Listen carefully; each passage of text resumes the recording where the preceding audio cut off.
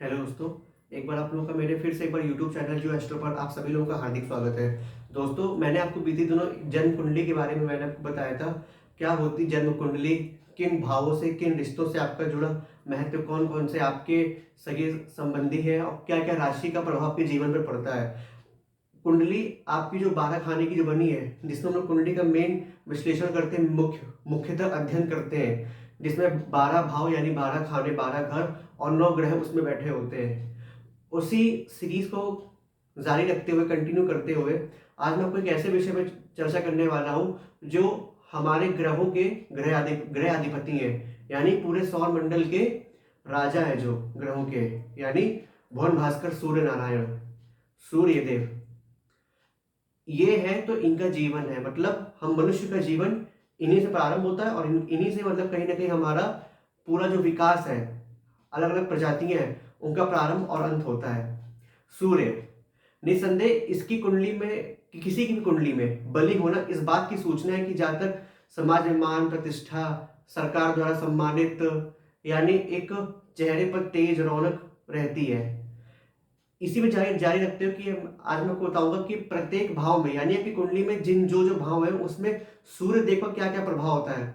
भुवन भास्कर का जिस भाव में जाकर के बैठेंगे, उस भाव से जुड़े जो जो रिश्ते, जो जो संबंधी हैं, और हर भाव में जब बैठेंगे तो आपके जीवन पे क्या प्रभाव डालते हैं, आपके स्वास्थ्य से लेकर के आपके करियर को लेकर के कैसा क्या उनका विशेष प्रभाव रहता है। चलिए हम लोग चर्चा जारी रखते हैं, इसको शुरू करते हैं।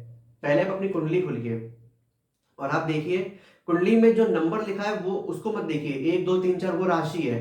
मैं आपको बताऊंगा कि वो किस, एक नंबर यानी मेष राशि लिखा है, अगर एक नंबर है तो राशि मेष, 2 नंबर लिखा है यानी वृषभ। इसी क्रमबद्ध तरीके से मेष से मीन लेकर के वो नंबर वहां लिखे होते हैं, यानी कि जहां कुंडलियां जब देखोगे तो पहला अगर जहां नंबर लिखा होगा वो आपका लग्न होता है। मैं उसकी चर्चा नहीं कर रहा हूं, मैं चर्चा कर रहा हूं कि आपके सूर्य किस भाव में बैठे हैं। जब आप गिनेंगे मुख्यतः 1 2 3, यानी कि जहां जो आप खोलेंगे और उसमें जो केंद्र के चारों घर दिख रहे हैं वो विष्णु के घर होंगे, बाकी जो त्रिकोण होंगे 5वां 9वां वो लक्ष्मी का घर होगा। उसमें आपको गिनना है, आपको देखना है कि पहला जो मेन लग्न है वो कुंडली और दूसरा उसके बगल वाला, यानी कि आपको ऐसे करना है, यानी कि कोई ऐसी कुंडली बनी है एक, अगर आपने रेखा गणित थोड़ी भी पढ़ी हो, ज्योमेट्री थोड़ी पढ़ी हो, उसमें आप देखोगे 1 2 3, यानी कि आपको ऐसे गिनना है, फिर आपको इस तरह से आना है। ठीक है, तो हम चर्चा करते हैं सूर्य का लग्न में होना। जब सूर्य लग्न में होते हैं, यानी कि आपका जन्म ब्रह्म मुहूर्त के कुछ क्षण बाद हुआ, यानी कि सूर्य पूरब में आ चुके हैं, यानी कि भुवन भास्कर पूरब दिशा में आने के लिए पूरी तरह तैयार है। लग्न में जब सूर्य होते हैं क्या प्रभाव होता है? लग्न में सूर्य के होने से प्रभाव होता है कि जातक का जो आत्मविश्वास है, एक तो वो तो बढ़ जाता ही है। दूसरा, जो सूर्य का जो लग्नगत प्रभाव देखने में आता है, कैसे जातक का चेहरा जो ललाट होता है, चेहरे का ललाट इतना तेज, इतना तीव्र होता है, उसकी आंखों की शक्ति इतनी तेज होती है कि कई बार जब सूर्य की रोशनी, जब आंखों की रोशनी जब पड़ती है तो ऐसा जाता है कई बार आंखों की रोशनी चली जाती है। तो ऐसा जातक का जन्म से या बाल्यकाल से ही उसके नेत्र विकार या नेत्र में कमजोरी आ जाती है। अच्छा, लग्नगत अगर सूर्य है आपके लग्न में ही बैठे हैं, पहले नंबर जहां मैं बताया कुंडली के प्रथम भाव में ही अगर सूर्य बैठे हुए हैं, तो कई बार जातक, कई बार समाज में मान सम्मान तो खैर पा ही लेता है एक न्यूनतम लेवल पर, लेकिन कई बार मान हानि या अपने अहंकार के चलते कई बार समाज में उसको बदनामी भी झेलनी पड़ती है। लेकिन लग्न में सूर्य होने से प्रतिष्ठा, उसका चेहरे का ललाट, उसका ज्ञान, उसका शौर्य पराक्रम, और कई बार ऐसा जाता है इतना चंचल होता है कि वो हर कार्य, और सरकार से इनके अच्छे संबंध होते हैं। लेकिन कई बार बुराई ये होती है कि कई बार स्वास्थ्य में परेशानी आती है। जैसे कई बार सूर्य में लग्न में, तो सूर्य लग्न में होने से जातक का लग्न क्या है, आपका चेहरा है इतना, तो यहाँ जो सूर्य बैठते हैं तो सूर्य का काम क्या होता है?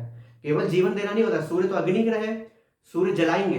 तो कई बार जातक गंजेपन की शिकार होता है, यानी कि वो कहीं ना कहीं उसके बाल झड़ने लगते हैं, तो वो वृद्धावस्था में आते आते पूरी तरह मतलब वृद्ध हो जाता है, यानी कि वो समय से पहले बुढ़ा हो जाता है।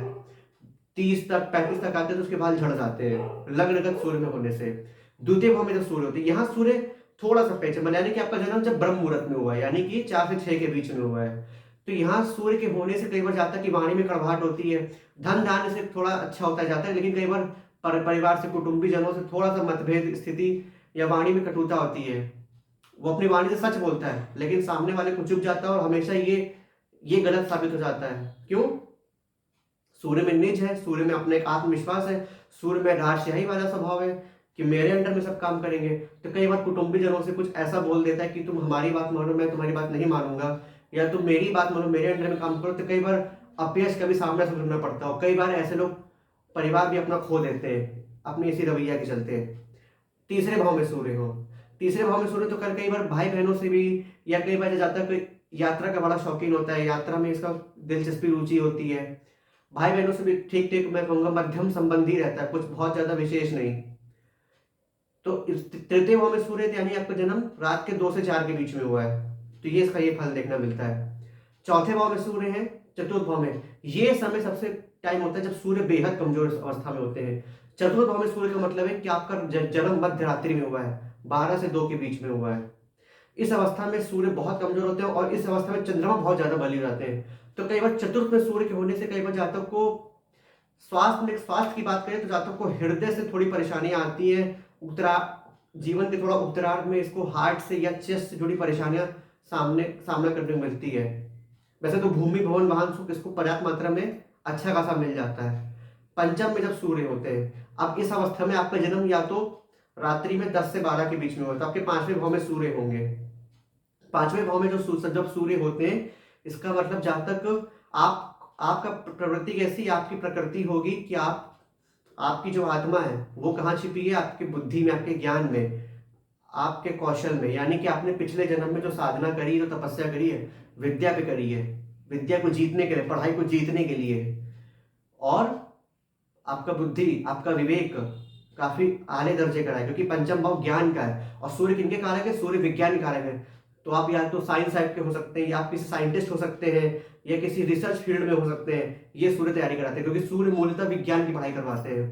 अब पंचम भाव में जब सूर्य है तो यानी कि आपको कहीं ना कहीं प्राकृतिक चीजें, पर्वत, झरने, जंगल, हिमालय, वादियां, जितनी चीजें हैं, पहाड़ी क्षेत्र है, वो आपको कई ज्यादा आपको लुभाते हैं।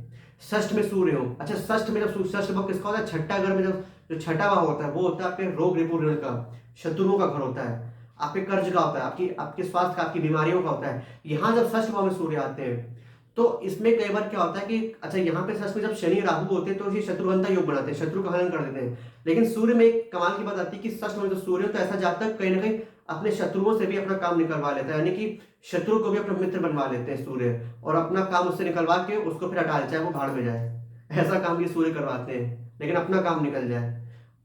और शनि राहु में क्या होता है, शनि राहु शत्रु का हनन करवा देते हैं। सप्तम भाव में सूर्य हो, सप्तम भाव में सूर्य दाम्पत्य के लिए कतई नहीं अच्छा है। अगर आपके सप्तम भाव में सूर्य है तो ये जीवन साथी का जो दाम्पत्य यानी कि मैरिड लाइफ को तोड़ने का काम करते हैं। लग्न में सूर्य को मैंने अच्छा प्रभाव दिया, लेकिन सप्तम भाव किसका है, सप्तम भाव पश्चिम।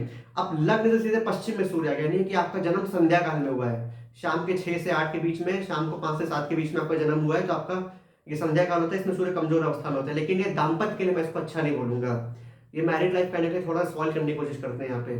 अष्टम भाव में सूर्य हो, अच्छा है, अष्टम भाव का भी सूर्य है, आयु वृद्धि तो खैर करती है। द्वितीय भाव में दृष्टि डालते हैं तो कहीं ना कहीं वाणी में थोड़ी कड़वाहट आती है, लेकिन धन के लिए पर्याप्त मात्रा में ठीक है। नवम भाव में सूर्य हो, यहाँ सूर्य बली अवस्था में है। अब मैं जब बात कर रहा हूँ नवम भाव में, यानी कि अब आप उस चरण में कि आपका दोपहर में जन्म है, यानी कि सूर्य का जो तेज है वो अच्छा है, यानी कि आपका दोपहर 2 से 4 के बीच में जन्म हुआ है। तो ऐसा जहां तक कई बार पिता के थोड़े थोड़े अच्छे संबंध होते हैं, पिता से इसको ख्याति प्राप्त होती है, पैतृक संपत्ति जो होती है अच्छी खासी इसको मात्रा मिलती है। दसम भाव में सूर्य बहुत श्रेष्ठ, राजनीतिज्ञ, कूटनीतिज्ञ, बड़े बड़े जो नेता हैं, बड़े बड़े जो मंत्री पदाधिकारी हैं, एक उच्च पद पर, जितने भी आप देखते हैं जो आईएएस की तैयारी करते हैं, यूपीएससी सिविल सर्विस की, अगर वो आज जो यूपीएससी क्लियर कर रहे हैं, जो सरकार द्वारा या मतलब किसी सरकारी क्षेत्र में, सरकारी नौकरी में एक उच्च पदासीन है, तो वो बिना बलि सूर्य हुए संभव नहीं है। उनकी कुंडली में या तो दसम भाव में या एकादश भाव में इस अवस्था में सूर्य, क्योंकि दसम भाव में सूर्य का मतलब है कि आपका जन्म दोपहर के 11 से 1 के बीच में हुआ, जब सूर्य बिल्कुल परम उच्च स्थिति में होते हैं तब आपका जन्म हुआ है। तब की सूर्य का पूरा प्रभाव आपके ऊपर है, आपका आत्मविश्वास, आपका तेज, आपकी बुद्धि, आपकी विद्या और आपका पढ़ाई, मतलब सूर्य का बलि होने का मतलब है कि पूरी पूरी आपकी सरकारी नौकरी पक्की है। एकादश में भी वही फल देखने को मिलता है। द्वादश भाव में सूर्य हो तो द्वादश भाव में सूर्य का भी कमोबेश वही स्थिति रहती है, बस ऐसे लोगों को थोड़ा पैसों में थोड़ा लेन देन थोड़ा देने से बचना होता है, वरना ये आंखों के लिए भी थोड़ा सा आपको मैं यहाँ पे ध्यान रखने को बोलूंगा। तो ये दोस्तों थी आपकी ये सूर्य के पूरे 12वें भाव में चर्चा। आप कमेंट्स में बताइए कि आपकी कुंडली में सूर्य किस भाव में और आपको कैसा वो फल दे रहे हैं। तब तक के लिए वीडियो को लाइक करिए, सब्सक्राइब करिए। जय बाबा की।